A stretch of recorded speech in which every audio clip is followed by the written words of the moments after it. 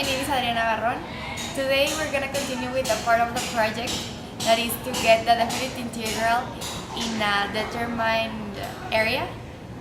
We chose a painting previously and we're going to get now the exact area under the curve. The second part of the project consists of the following. We're going to get the definite integral by following the new formulas we learned this second partial, and we're going to, the hypothesis is that the first result from the first part will be accurate to the final decision we're going to get after we apply the formula and everything we learned this partial. Hello, my name is Mariana Sofia, and today we're going to do the second part of the final project. Hello, my name is Yaresi. As my teammates already explained, today we're going to show the final part of our math project, which consists on integrating a function to get the area under the curve and the x-axis of our curve. So now we have plotted the paint again in Desmos, our technological tool, and we have now placed about 10 points or even more to find the equation.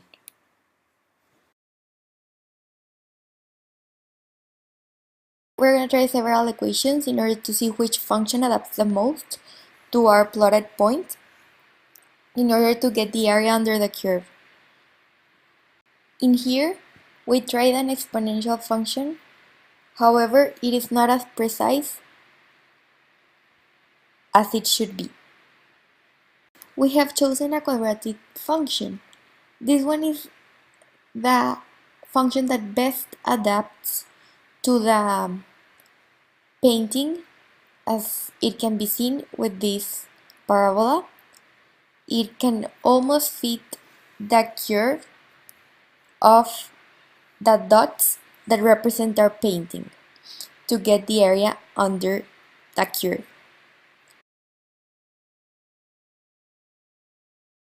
We have our previous three options, and we can see that the one that adapts the most to our curve and our plotted points is the quadratic function, which is shown in blue, and it is the most accurate to use.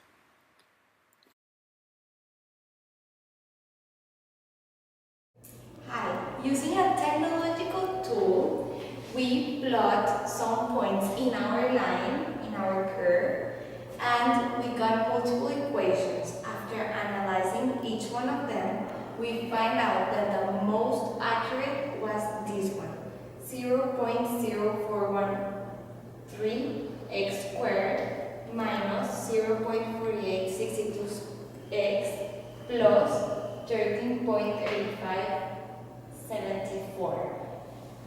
Now, to find which is a parabola, because we have an x squared, an x, and to find the area under the curve and the x-axis, we must integrate the function using the intervals from 0 to 30. So to integrate from this part to the next one, you have to follow the rule of the x power. So you have the x, its number, to the n power. The n power you will add 1 and divide the number by n plus 1. Therefore, from here to here, you have an x to the second power to square. So you'll add 1 and it will be 3, which is a cube power. And you will divide also the number by 3. In here, the same procedure. You have an x to 1 power, you will add 1, x to the second, which is x squared, and the number you will divide by 2. And if you divide it by 2, you will have 0.2431. In here, since it doesn't have an x, it's like you have an x to the 0 power. So you have 0 plus 1, x to the 1 power.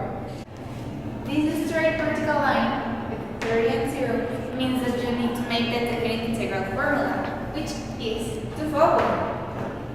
A equals 0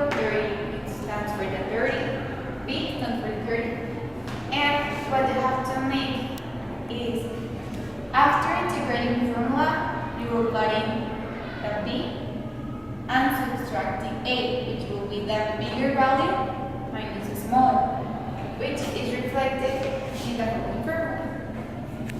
Yeah, okay. So now we're gonna write the equation 2 times, 1 with 30, and then we're gonna subtract it and write it again with 0.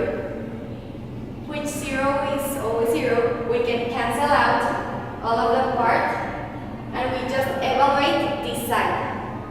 Now, once we plug it in the calculator, we'll get to the final area, which is 568.623 centimeters squared. This is the definite integral, which is the exact area. It's 100% accurate.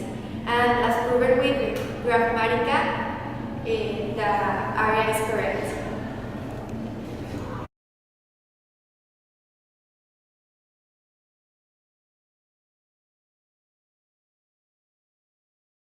Calculations are shown on the left.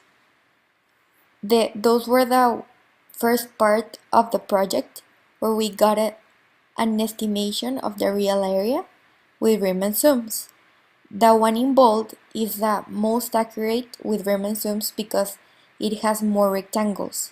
Now, with the definite integral and having an accurate area, which is shown on the right, we can actually conclude that the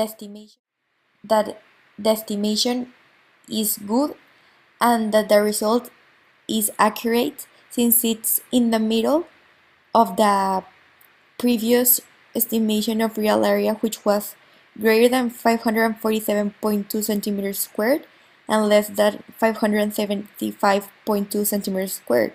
And now the accurate area is 568.65 centimeters squared, proving that the area under the curve has been found efficiently. I was surprised that the more rectangles you place from the Riemann sums in the formula, the more accurate the numbers we're getting. And also from our final decision, our definite integral was indeed between the two measurements we had, and so it was correct, our conclusion between our two works. After doing this project, we concluded that we could get the area under the curve and the x-axis using multiple methods. One was Riemann's and the other one was definite integral. But definite integral was the most accurate one. The Riemann's, we did one with 6 triangles, then we increment the amount of rectangles, and we find out that the more rectangles we use, the more accurate it was, but not as accurate as the definite integral. So we compared both answers and we concluded that they were very, very similar. So we finally got the area under the curve and the x-axis. So for this second stage, we chose an equation of a parabola. The quadratic equation was efficiently used for our area, for determining the area, and we actually got a number that was in between the previous measurements and estimations used by the Riemann sums. So we can say that it was a success and that the area is 100% correct and accurate.